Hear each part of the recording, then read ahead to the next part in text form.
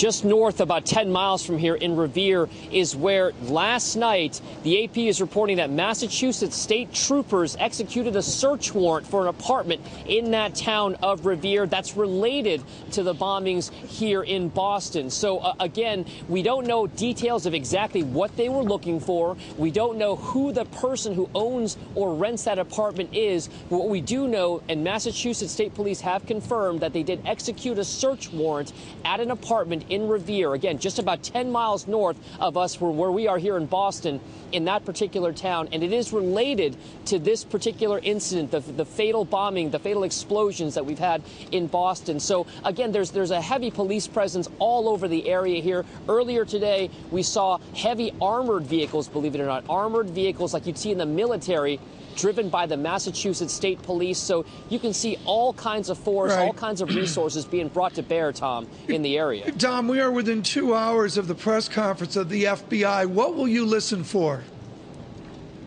We're going to be listening for any update, first of all, on numbers, on the number that were injured, that are being treated at local hospitals. We want to see if the count for fatalities rises, hopefully not, but rises above the 3 that we already know about right now. We also want to hear about any leads the authorities have with regard to the FBI, the Joint Terrorism Task Force, and any other resources, whether or not they're following any leads about who did this and what exactly may have been the motive for this particular bombing, this particular set of explosions. Again, not yet being characterized as quote-unquote terrorism, but certainly being, quote, characterized as an act of terror, Tom.